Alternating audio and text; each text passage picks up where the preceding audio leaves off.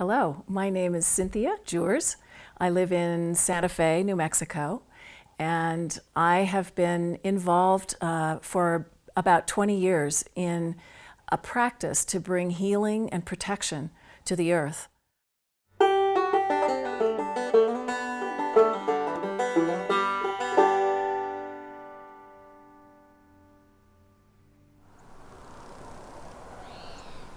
For over 20 years, I've been carrying a practice that originally came from the Tibetan tradition, but has far transcended that. Our practice and the project that has arisen from this practice is called the Treasure Vase Global Healing Project. And it's a project of an organization called Alliance for the Earth. And we have been all over the world with this practice and this project. Everywhere we go with this practice, we partner with indigenous elders and with young activists who are doing the work of planetary healing and land restoration and peace building and empowering women. Depending on where we go in the world, there's a different need. 22 years ago, I was in Nepal, and I had the chance to go and visit an old wise man in a cave. He was 106 years old, and he had lived in a remote region of Nepal for his entire life. And I thought about what I could possibly ask him that would be beneficial, not just for me, but for others as well. He said, even just one person practicing deeply can make a difference in the whole area around where they live. He said, but you need to get these earth treasure vases and you need to put them in the ground and they will do that work. And my rational mind said, how is that possible? A little clay pot filled with prayers and offerings? How will that actually bring healing and protection to the earth? But the other part of me thought, well, where can I get them? Because we have to do everything we possibly can. And who am I to say what's going to work and what's not? And I thought, this is an ancient practice that has been carried on from a tradition that I respect very much. And we have to try everything we possibly can. So I was given 30 earth treasure vases, and actually this is one of them. This is the little clay pot that we fill in prayer and ceremony and meditation.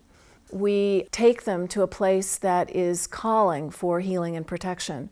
And we actually don't fill them until we are in the location where we're going, because we want to invite the prayers of the people and the communities in the places that we are visiting.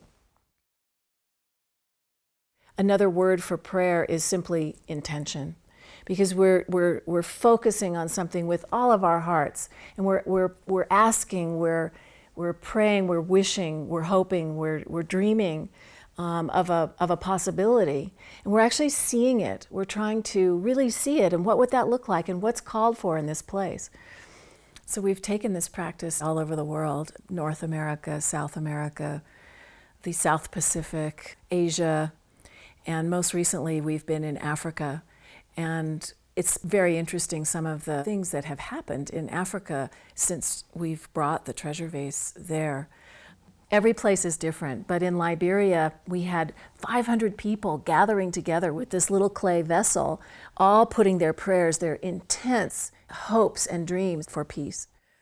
And after the ceremony, we took the vase to a village that the elders had identified as a place to bury the vase. And so it was decided that in the village, they wanted to build what's called a palaver hut. It's a peace hut, and it's a round, open-walled structure that if one exists in a community, they know that that's where they can go to resolve conflict if ever any conflict arises. So our community here in New Mexico raised the money to build a peace hut in the village where the earth treasure vase was buried.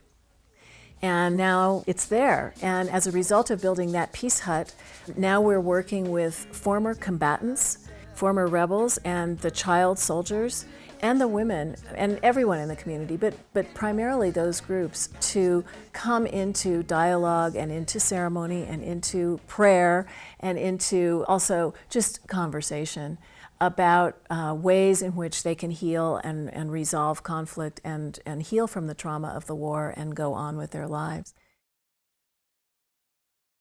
I had the opportunity last month to go down and join Cynthia and a group of others for a full moon ceremony where we were able to give our prayers and intentions to the healing vases and send our intentions into those vases for their eventual burial and healing of our world.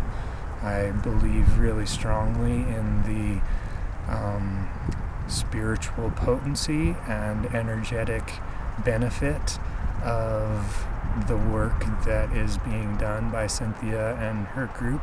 Not only that, but the practical application of peace work and community building and bringing light to dark places of our world is a testament to her grace.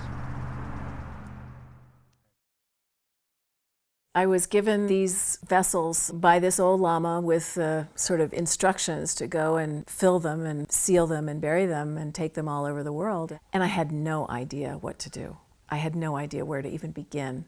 It took me probably at least 10 years before it came into focus. I mean, it just sat in my closet, literally. And then we started having fires and we started having droughts, and global warming started to become an issue that we were living with. And we thought, well, we have these treasure vases, we should pull them out and use them. But even then, it was one of these things that was sort of in the background of my life. And I would sort of do other things, and this was on the side. And then 10 years ago, maybe, I started to realize that this was actually the main purpose of my life. And I claimed the practice in a much different way. And I realized that what was happening in the world was really calling for something like this, that it was addressing a need to bring healing and protection to the earth and to engage with the earth in a very direct way that is cultivating something very precious. So it has become my main practice.